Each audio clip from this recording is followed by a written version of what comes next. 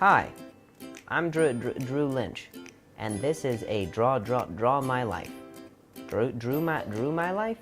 Draw my life. I don't know. There's some confusion as to where life starts, and it's at birth. That's why this is called Draw My Life, not Draw My Conception, not Draw Before My Life. That gets icky.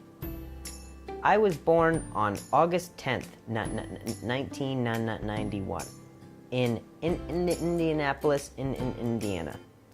I had a hospital birth because my mom didn't want placenta in her bathtub. I was a C-section because I was too big for my mom's vagina. That I'll probably not say again.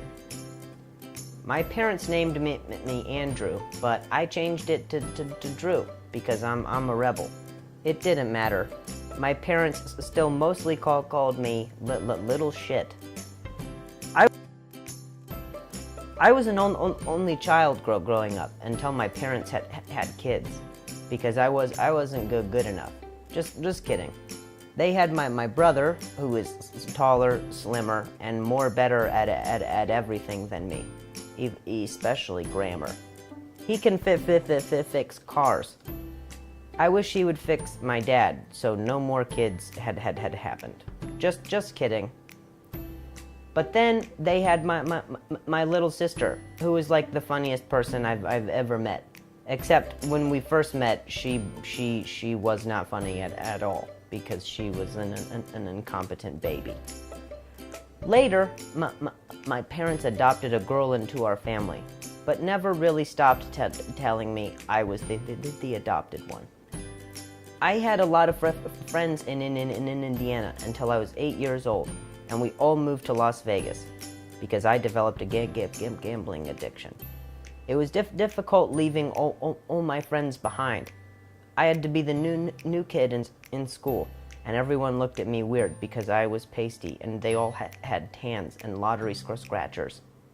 I made friends with this kid Maurice, who had the coolest tan of all because he was black. We hung out all the time because we had the same sense of humor. We were inseparable, like when you open an Oreo and the cream picks which side of the cookie it's just staying on. We would even be on the same sports teams. Maurice was amazing at all sports. I wasn't good at any of them, which kind of made me feel like I was a disappointment to my dad. But not really. I didn't need sports to disappoint him. So, in middle school, I joined theater. I wanted to be an actor because it's easy to play someone else when you're still not sure who you are.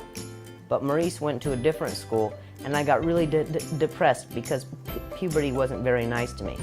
I didn't grow to be very tall, shorter in fact. And I had lots of acne, and I was pretty fat. People made fun of me, which made me really insecure. So I learned if I make fun of them first and better, I can direct the attention off of my own insecurities.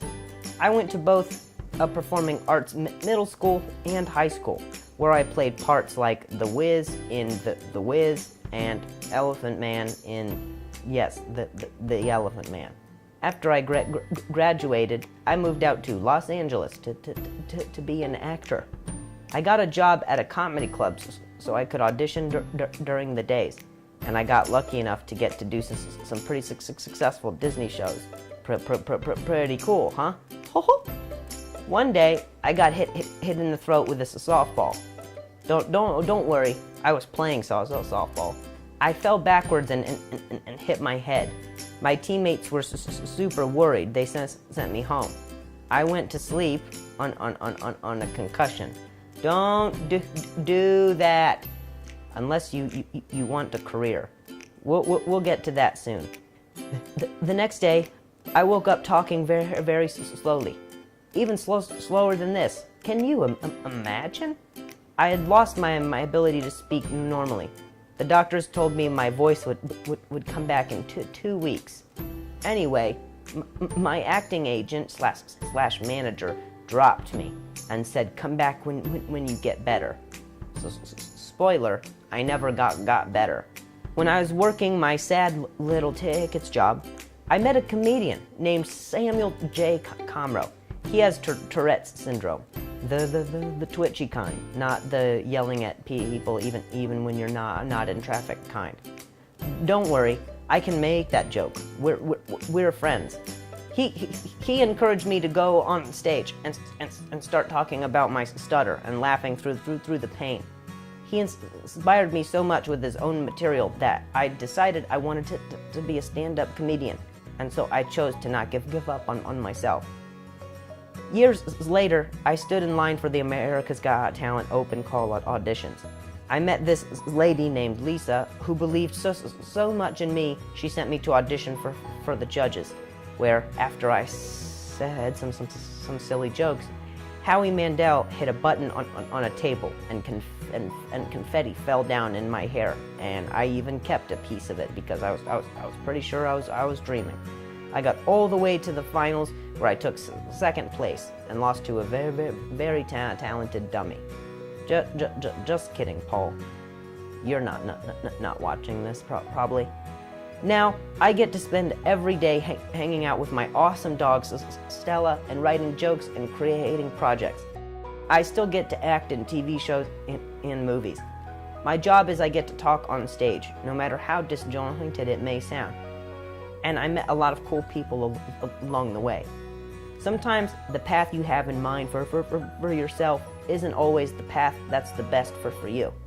Life's gonna throw you a curveball. How do you adapt?